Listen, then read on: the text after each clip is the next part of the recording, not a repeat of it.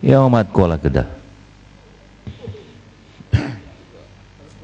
Terima kasih Datuk Yang Di-Pertua dengan berpeluang kepada saya selaku Ahli Parlimen Kuala Kedah bagi menyampaikan ucapan dalam perbahasan peringkat dasar bajet 2013 yang telah dibentangkan oleh Amat Berhormat Perdana Menteri merangkap Menteri Keuangan. Memulakan ucapan ini, saya ingin memetik satu pesanan daripada Ketua Pertubuhan Ulama Sedunia Syekh Dr. Yusuf Al-Qardawi ketika menyampaikan kenyataan secara langsung menerusi Al Jazeera pada hari Jumaat pertama 29 Januari 2011 kepada rakyat Mesir yang bangun menentang pemerintahan yang zalim. Beliau menyebutkan, saya menyatakan rasa hormat kepada seluruh warga Mesir, khususnya kepada beliau yang berarak demi sebuah penghormatan untuk umat. Mereka keluar demi menuntut kebebasan dan penghormatan untuk rakyat Mesir setelah mereka lalui kehidupan yang cukup tertindas. Ia berpunca daripada sikap pemerintah yang memekakkan telinga terhadap rintihan rakyat.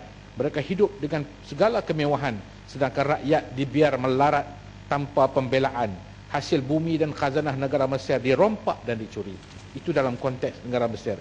Tidak ada banyak perbezaannya dengan negara Malaysia.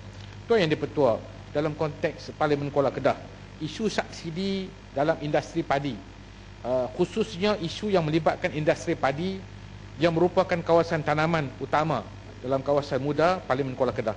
Saya ingin membangkitkan beberapa isu supaya diberi perhatian oleh pihak kementerian. Tidak ada penambahan bajet yang menarik kecuali insurans untuk penanam padi yang kurang daripada 10 hektar. Itu sahaja perbezaan bajet tahun 2013 dengan bajet sebelum ini. Namun amalan pengurusan bajet berhemah masih belum menampakkan kesannya. Kaedah pemberian subsidi yang kurang memuaskan juga adalah salah satu daripada cadangan yang ingin saya utarakan dalam ucapan kali ini. Terdapat suara daripada backbenchers untuk mengkaji semula pemberian subsidi agar dapat dinikmati oleh orang yang selayaknya. Pada dasarnya saya bersetuju dengan cadangan tersebut, tetapi nampaknya tiada kesungguhan atau cadangan yang konkret untuk melaksanakan idea yang baik ini. Subsidi pada kroni, penjana bebas IPP langsung tidak berani disentuh, termasuk anugerah tender kepada IPP disambung lagi 10 tahun. Tuan Yang Di-Pertua, isu benih padi yang diberi kepada kalangan tertentu, kawan rapat, kroni kepada menteri, saya ingin bangkitkan supaya Yang Berhormat Menteri datang untuk menjawab isu ini. Kerana isu harga tender benih padi ini mahal. Selain tidak memiliki spesifikasi yang telah ditetapkan oleh Kementerian Keuangan dan kualiti padi benih yang rendah, peratus percambahan yang tidak memuaskan. Saya percaya wujud tangan-tangan raib yang berselindung untuk mendapatkan habuan di sebalik peruntukan untuk benih padi yang disediakan. Isu ini telah berlautan sekian lama dan meresahkan petani kerana mereka terpaksa membeli benih padi yang tidak berkualiti dengan kadar yang banyak, meningkatkan kos operasi, mengurangkan hasil dan mengurangkan pendapatan mereka. Pohon penjelasan pihak kementerian. Saya juga ingin membangkitkan isu berkaitan dengan agihan subsidi kepada industri padi negara, khususnya isu insentif peningkatan hasil padi dan insentif pengeluaran padi. Rata-rata para petani masih belum berpuas hati mengenai prosedur pemberian insentif ini kerana mereka masih berlaku unsur ketidakjujuran dalam membuat tuntutan yang gagal dikesan oleh pihak terbabit. Begitu juga dengan subsidi harga padi. Siapakah yang mendapat manfaat terbesar daripada subsidi ini? Isu monopoli bernas dalam industri beras negara adalah sebahagian daripada cadangan belanjawan dalam Pakatan Rakyat. Memansuhkan monopoli padi beras nasional berhad atau bernas ke atas import beras. Sebaliknya, lesen import akan diberi terus melalui proses yang kompetitif, terbuka dan telus. Ini adalah selaras dengan hasrat untuk melihat harga beras yang lebih murah dan berkualiti berbanding dengan keuntungan syarikat yang berlipat kali ganda. Oleh itu, Pakatan Rakyat mencadangkan memberhentikan monopoli pasaran beras oleh bernas serta mengkaji sama ada kemampuan diri untuk beras 70% masih munasabah, sedangkan kerajaan telah mencadangkan untuk membuka lebih banyak tanah-tanah ataupun kawasan-kawasan tanaman padi baru khususnya di Sabah dan Sarawak. Dan saya juga meminta dua kementerian, iaitu Kementerian Perdagangan Dalam Negeri dan Hal Ehwal Pengguna dan Kementerian Pertanian dan Industri Asas Tani, kedua-duanya memainkan peranan yang berkesan dalam memantau dan mengendalikan harga beras ini. Sekarang Bernas bermaharajalela apabila diberi kekebalan untuk menentukan harga beras yang semakin tinggi. Para pengguna tidak ada pilihan, terpaksa membeli walaupun dengan harga yang mahal. Sudah sampai masanya kerajaan mengkaji hal ini, lalu mencari cara untuk mengadakan persaingan bagi mengimport beras. Kita yakin bahawa sekiranya Pakatan Rakyat melaksanakan dasar menghapuskan monopoli industri beras negara, berbagai manfaat dapat dinikmati oleh rakyat, terutamanya harga beras yang lebih murah, kualiti sederhana dan baik, sekuriti bekalan makanan untuk keperluan negara terjamin dan tidak membebankan keuangan kerajaan kerana tidak memerlukan subsidi. Tuan Yang Di-Pertua, isu yang berikutnya ialah berkaitan dengan peruntukan 1.2 bilion untuk prasekolah. Isu bajet untuk permata tidak ada pada tahun ini.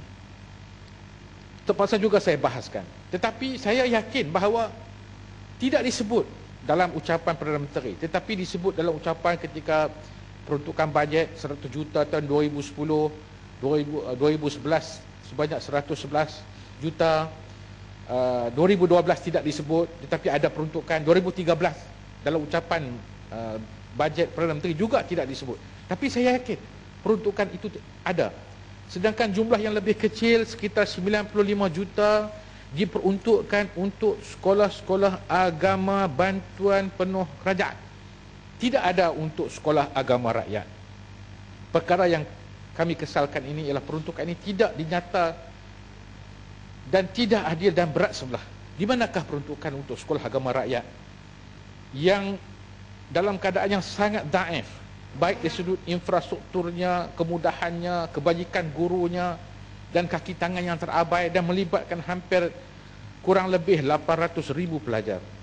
Namun demikian untuk peruntukan permata kita lihat begitu banyak sekali.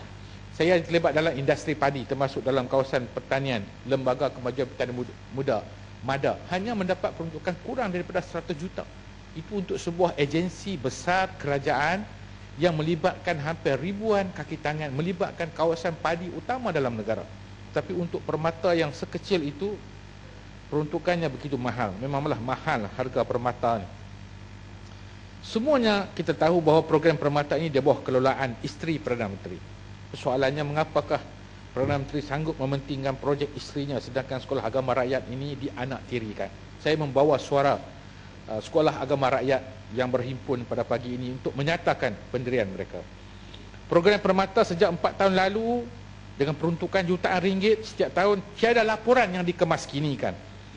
Saya mohon pihak menteri di Jabatan Perdana Menteri untuk memberikan maklumat terperinci sejak penubuhan unit permata ini. Berapakah jumlah kaki tangan, berapakah jumlah program dan projek yang dilaksanakan, pencapaiannya, nilai bagi setiap program projek, berapakah yang melibatkan pelajar-pelajar dan apakah jawatan yang disandangkan oleh Yang Amat Berbahagia Datin Seri Hajah Dr. Rosmah Mansor, isteri Perdana Menteri, dan berapakah jumlah elam yang dibayar kepada beliau setiap bulan dan tahunan, apakah lebihan-lebihan. Jadi ini maklumat yang perlu kita ketahui secara lebih terperinci. Isu yang berikutnya ialah isu voucher buku pelajar IPTA. Penyalahgunaan voucher buku oleh syarikat-syarikat buku dengan orang tengah. Kerana ada maklumat menyatakan sebelum ini ada pelajar institusi pengajian tinggi IPTA menyalahgunakan pemberian voucher buku Satu Malaysia ataupun BBIM dengan membeli bahan bacaan tidak berfaedah. Ini kerana ada yang menjualnya secara terbuka dengan potongan harga istimewa melalui internet. Ada kalangan boleh menerima bantuan dalam bentuk voucher, ada kalangan lain yang pula yang lebih suka menerima dalam bentuk wang tunai. Apa pandangan? Ada pandangan mengatakan bahawa asal bantuan tersebut tidak digunakan untuk tujuan yang tidak berfaedah, ia sudah cukup baik. Jikalau benar mereka menggunakan bantuan yang telah diberi untuk tujuan-tujuan yang tidak berfaedah, mereka sendirilah yang akan rugi. Sukar untuk dikawal sebenarnya. Rata-rata ada yang kita dapati mereka menawarkan harga yang jauh lebih rendah, iaitu RM140 dan RM150. Sedangkan hari ini kita dapati bahawa ada di kalangan mereka yang telah mendapat keuntungan secara tidak langsung. Tuan Yang Di-Pertua, akhir sekali, kerana masa tidak mengizinkan, terima kasih atas kesempatan yang diberikan kepada saya untuk berbahas dalam Dewan Yang Mulia ini dengan penuh keazaman yang kuat untuk menegakkan keadilan sejagat. Saya berkeyakinan sekiranya Pakatan Rakyat berjaya menguasai Putrajaya, isu-isu perbelanjaan berhemah di bawah kepimpinan Permatan Pauh yang telah berjaya melakar belanjawan berimbang semasa beliau diamanahkan untuk memegang kantung perbendaraan negara, suatu masa dahulu boleh direalisasikan.